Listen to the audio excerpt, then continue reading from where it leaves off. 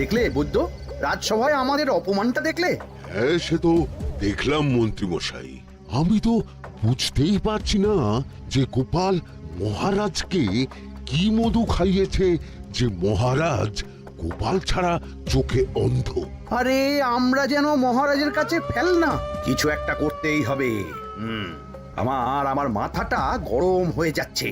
গোপালের মতন রাজসভার ময়লাকে যতক্ষণ না ফেলা যাচ্ছে ততক্ষণ আমার মাথা জ্বলন্ত কয়লা হয়েই জ্বলবে। পণ্ডিত মশাইয়ের মাথায় একটা বুদ্ধি আছে মন্ত্রী মশাই। আপনি যদি সেই অনুযায়ী উঁচির কাজ করেন তাহলে বেটা গোপালের কপালে দুর্গতির সীমা থাকবে না। এই কি বুদ্ধি, কি বুদ্ধি? আপনি বরং এই ব্যাপারে পণ্ডিত মশাইয়ের সাথে একবার আলোচনা করে নিন। আমি চলি, কেমন? আমি চলি। হ্যাঁ হ্যাঁ, এসো এসো এসো এসো।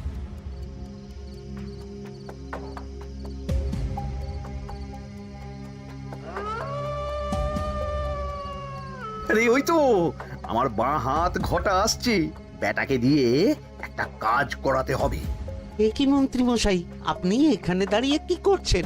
এই একটা গুরুত্বপূর্ণ ব্যাপারে কথা বলছিলাম। একটা একটা কাজ করতে পারবি? কি কাজ করতে হবে বলুন মন্ত্রী মশাই। আমাকে একটু ঠান্ডা জল, পাতিলেবু আর পুদিনার পাতা দিয়ে শরবত বানিয়ে খাওয়াতে পারবি? সেসব আমার ঘরে ব্যবস্থা করাই আছে। চলুন চলুন, আমার সাথে চলুন। হ্যাঁ হ্যাঁ, চল চল চল চল চল।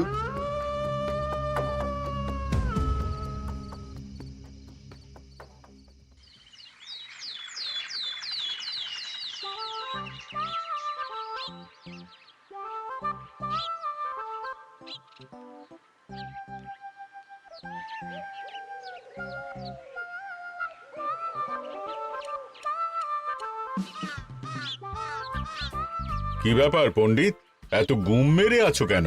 সকাল সকাল গিন্নি খুব বকেছেন মনে হচ্ছে। গিন্নির বাক্য সুধায় কান ভরে গেছে, আর কিছুই কানে ঢুকছে না। আরে দাঁড়াও দাঁড়াও পণ্ডিত, দাঁড়াও জ্যোতিষী।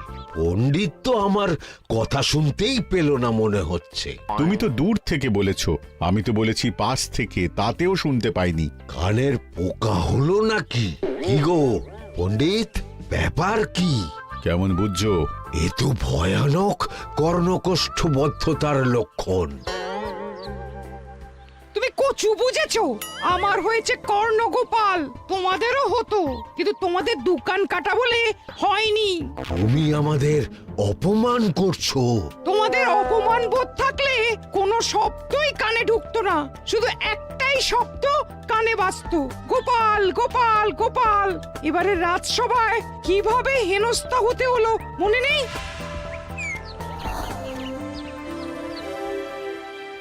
মহারাজ, একটা ভিক্ষা আছে। ভিক্ষার জন্য কৃষ্ণনগরের রাস্তাই সবচেয়ে উপযুক্ত জায়গা গোপাল, তুমি বরং সেখানেই যাও। মন্ত্রী, মন্ত্রী মশাই ঠিকই বলেছেন মহারাজ। যে যার নিজের জায়গা থেকে কথা বলে। কুকুর বলে ভৌ ভৌ, বেড়াল বলে মিউ মিউ, কাক বলে কা কা। মন্ত্রীর ভিক্ষার জায়গা কৃষ্ণনগরের রাস্তা, আর গোপালের ভিক্ষার জায়গা মহারাজ কৃষ্ণচন্দ্রের দুয়ার। বলো কি ভিক্ষা? বাড়িতে পুজো আছে মহারাজ, খরচা অনেক, কিছু ঋণ আবশ্যক। যদি 100 মোহর। ঋণ তোমাকে আমি দিতে পারবো না গোপাল।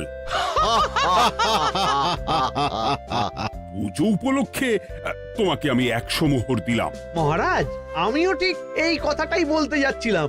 আমরাও তাহলে বাড়িতে পুজো করব। পুজোর জন্য আমাদের অনেক খরচ, তাই যদি... অবশ্যই অবশ্যই, কত ঋণের প্রয়োজন খাজাঞ্চির কাছ থেকে নিয়ে নিও, সুদটা আমি মাফ করে দিলাম। মহারাজ, গোপালকে দান আর আমাদের ঋণ? হ্যাঁ, কারণ তোমরা নিজেরা খাবে, কিন্তু গোপাল অন্যদের খাওয়াবে। গোপালের মতো মানুষের সঙ্গে থাকাই হলো রাজধর্ম। কিন্তু তাছাড়াও তোমরা হলে 80 যাই বেতন পাই দলের লোক। গত 1 বছরে তোমার কোন মন্ত্রণা দেশের কাজে এসেছে? পণ্ডিত কোন নতুন তত্ত্ব শুনিয়েছে? জ্যোতিষী কোনো অমোঘ ভবিষ্যৎবাণী করেছে? আর বৈদ্য 3 বছর ধরে আমার হাঁটুর ব্যথা সারাতে পারেনি। কিন্তু গোপাল, গোপালের ভাঁড়ে হাস্যরসের কখনো অভাব হয়নি। মনে আছে? আছে, কিন্তু করার তো কিছু নেই। আছে। কিছু ভেবেছো নাকি পণ্ডিত? তোমাদের মনে আছে মহারাজ মোহর দেওয়ার পর গোপাল সেদিন বলেছিল, কি গোপাল, খুশি তো? মহারাজ, আপনি আমাকে এক মুঠো ধুলো দিলেও আমি খুশি। সেই ধুলো মুঠোই আমি সোনা মুঠো করে ফেলবো। মনে নেই আবার? একটু ঝেড়ে কাশো তো দেখি পণ্ডিত, কি ভেবেছো? যা হবে দেখতেই পাবে।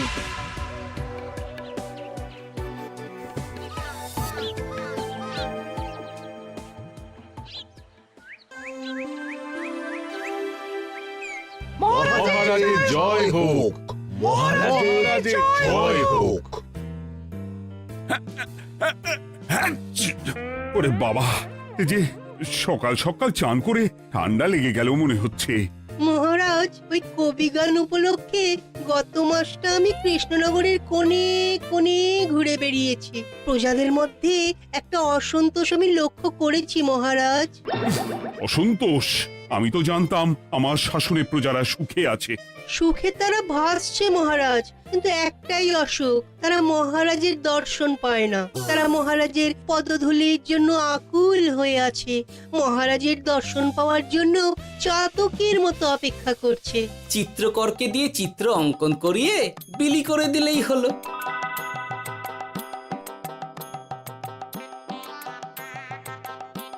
খুব ধুলো হয়েছে মহারাজ, কিন্তু এত ধুলো। কালকের ঝড়ে ঢুকেছে। ঝাড়ুদার,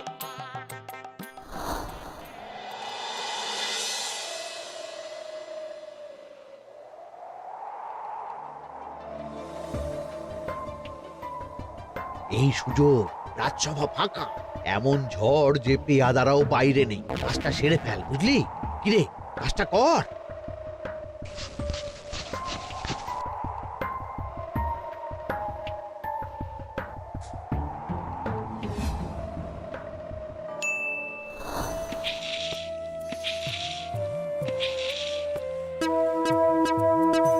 এত ধুলো! উফ, মহারাজ, কাল ঝড়টা বড় সাংঘাতিক হয়েছিল। তা বটে। আচ্ছা গোপাল, তুমি বলেছিলে মহারাজ তোমাকে এক মুঠো ধুলো দিলেও সেটা সোনা হয়ে যাবে। এখনো সেই কথাই বলছি। মন থেকে বলেছিলে না মহারাজকে তেল দেবার জন্য?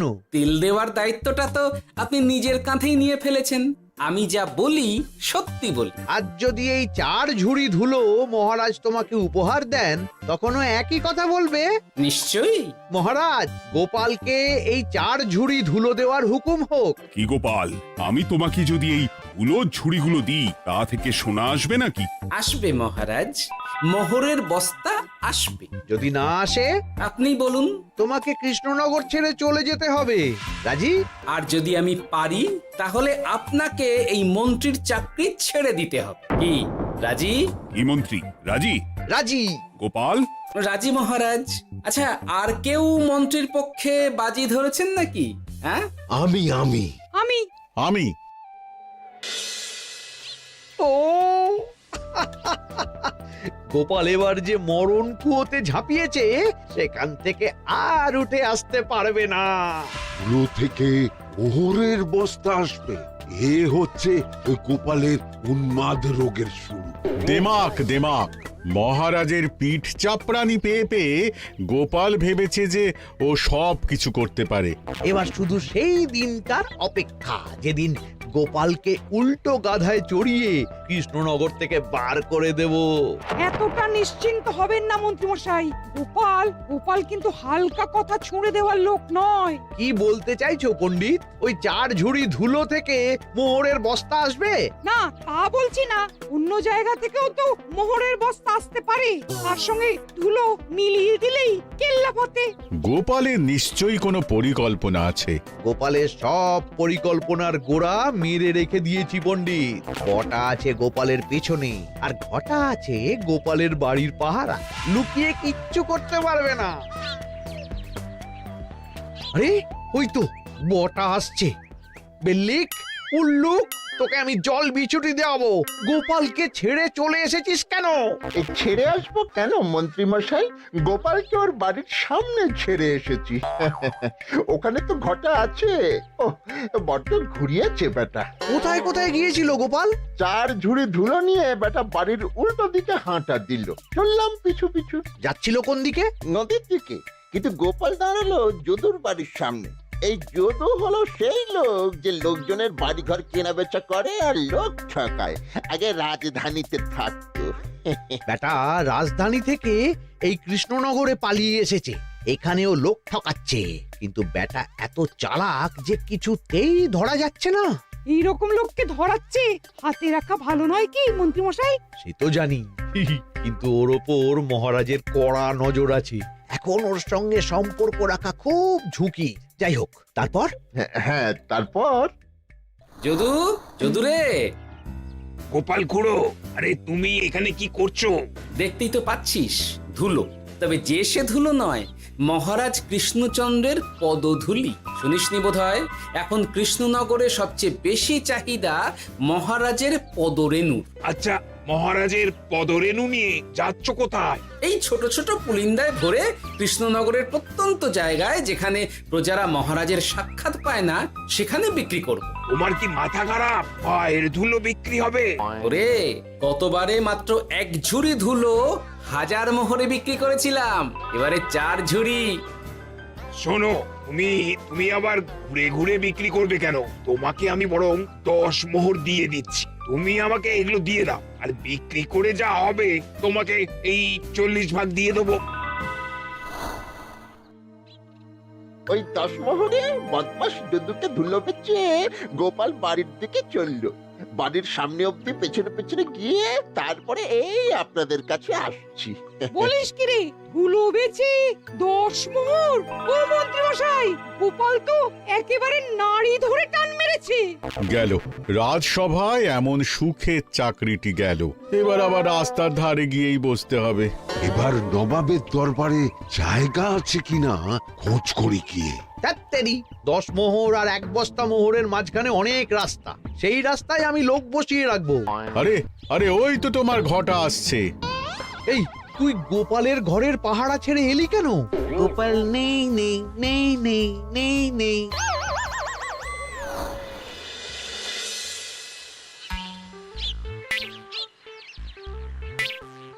আরে, ভয় পেলি নাকি? না না না না না, ভয় পাবো কেন? শোন, তোকে পেয়ে আমার খুব ভালো হলো বুঝলি। তোকে আমার একটা কাজ করতে হবে। বলো বলো। আসলে বুঝলি, আমার না গিন্নিকে নিয়ে তার বাপের বাড়ি যাওয়ার কথা ছিল, কিন্তু হঠাৎ বিশেষ কাজে আমাকে খামবাজে চলে যেতে হচ্ছে। এখন আমি গিয়ে গিন্নিকে বললে বুঝতেই পারছিস কুরুক্ষেত্র হয়ে যাবে একেবারে। তাই আমি কাউকে খুঁজছিলাম যে আমার বাইরে যাওয়ার খবরটা আমার গিন্নিকে গিয়ে দেবে। তুই পারবি বাবা ঘটা? ওরে বাবা, আরে আরে আরে, ভয় পাস না, তোকে গিয়ে মুখে কিছু বলতে হবে না।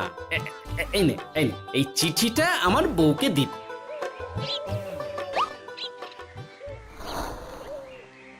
কৃষ্ণনগর ছেড়ে চুপি চুপি চলে যাচ্ছে, চালাকিটা দেখেছেন? ওসব চালাকি আমি তুড়ি মেরে উড়িয়ে দেব। কি করবেন? চারিদিকে আমি অশ্বারোহী গুপ্তচর পাঠাচ্ছি। গোপালকে কোনো চালাকি করতে দেব না।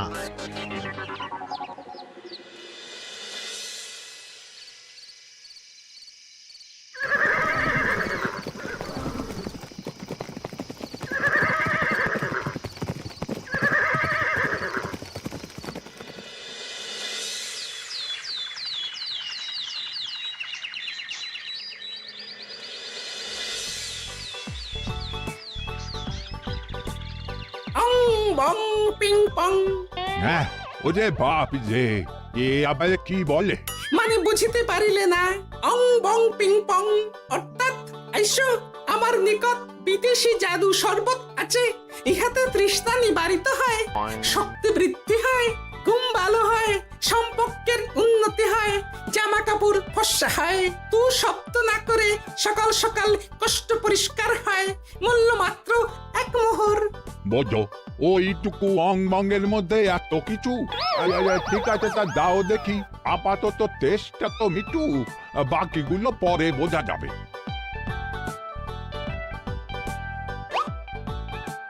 আহা, বড় ভালো খেতে তো। আহ, ঠং ঠং অর্থাৎ শক্তি বৃদ্ধি হলো। হ্যাঁ, হ্যাঁ, মনে হচ্ছে গায়ে যেন দুগুণ বল পাচ্ছি। কি হয়েছে ভাই? এ কে? এ ভিন দেশ থেকে জাদু শরবত নিয়ে এসেছে গো।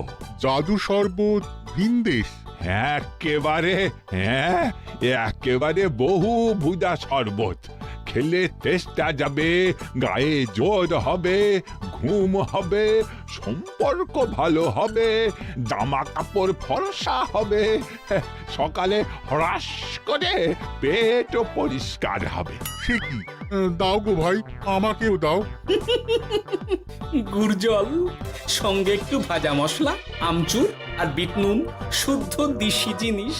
জানলে কেউ ছুঁয়েও দেখতো না, কিন্তু একটু বিদেশি গন্ধ দিতেই একেবারে হট্ট মেলা। আরে তোমরাও এসেছো দেখছি।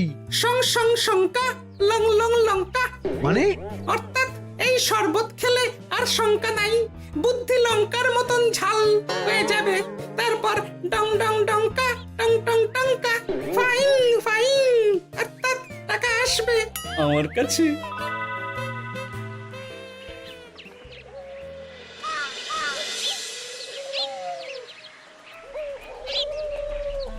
ঝপ ঝপ ছপাং ভট ভট ফটাং, অর্থাৎ উহাকে দৌড়িয়েছো কেন? বেটা জোচ্চোর অনেককে ঠকিয়েছে। অনেক দিন থেকে তককে তককে ছিলাম। এবার এই ধুলো নিয়ে মহারাজের পায়ের ধুলো বলে বিক্রি করছিল। একটা বেনামি চিঠিতে খবর পেয়ে বেটাকে ধরেছি। ব্যাং ব্যাং বিগ ব্যাং, অর্থাৎ বাহ বাহ বাহ বাহ। বেনামি চিঠিটা আমি দিয়েছিলাম বাবু।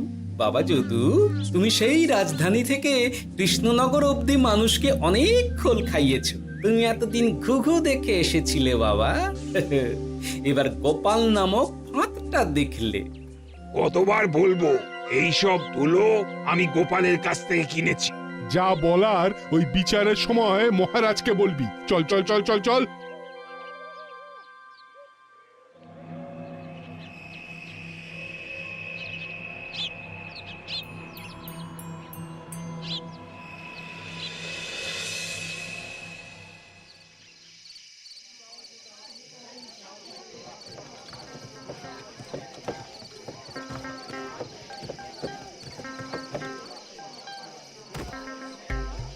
ঝন্টু মন্টু ননাংফু। নাও ঠেলা। সাহেব বলে কি ফু দিয়ে দিতে হবে? কি বলছো সাহেব? বুঝতে পারছি না, কোথায় ফু দেব? ঝন্টু মন্টু ননাংফু, অর্থাৎ লবণ আছে? আছে আছে সাহেব আছে। কত লাগবে?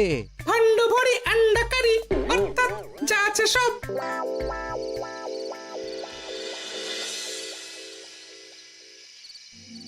ব্যাস, মোটামুটি আশেপাশে সব দোকানের নুন এখন আমার জিম্মায়। এবার আসল মজা শুরু হবে।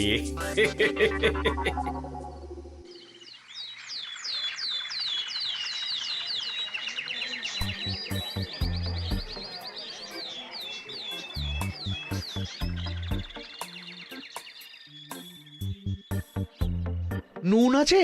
না হুজুর, গোটা কৃষ্ণনগরেই নুন নেই। ওই দেখো, পুরো রাজসভাই বাজারে জড়ো হয়েছে। শান্তামনা শান্টু মন্টু, আবার কি বলছে রে বাবা? শান্তামনা শান্টু মন্টু, অর্থাৎ জনগণ শ্রবণ করুন। নান্টু কান্টু, নুন কিনিবেন আন্টু আন্টু, আসুন আসুন।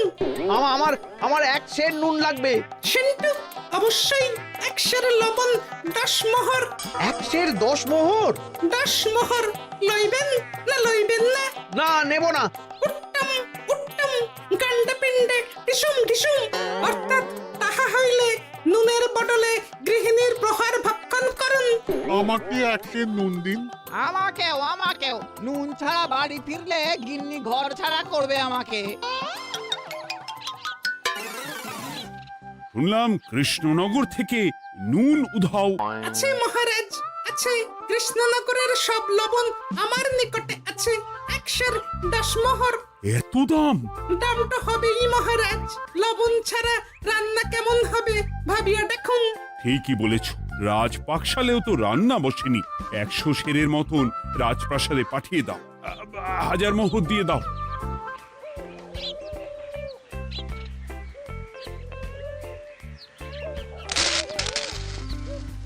ব্যাস 1 বস্তা মোহর হয়ে গেছে। গোপাল, হ্যাঁ মহারাজ, গোপাল, যে 4 ঝুড়ি ধুলো থেকে 1 বস্তা মোহর রোজগার করেছে। ইয়া বাত! চলো রাজসভায়, পুরো গল্পটা শুনতে হবে। সকলেই এসো তাহলে রাজসভায়। কিন্তু মহারাজ, যারা বাজি হারলো তাদের তো চাকরি গেছে, তো তারা রাজসভায় যাবে কি করে? ঠিক ঠিক ঠিক বলেছ। আর যারা বাজি হারলো তারা বাদ, বাকিরা চলো। এই সেরেছে, গোপাল তো আবার বাজি মেরে দিল। ও মহারাজ, আমাদের দেখুন। ও মহারাজ, আমাদের দেখুন। ও মহারাজ। হ্যাঁ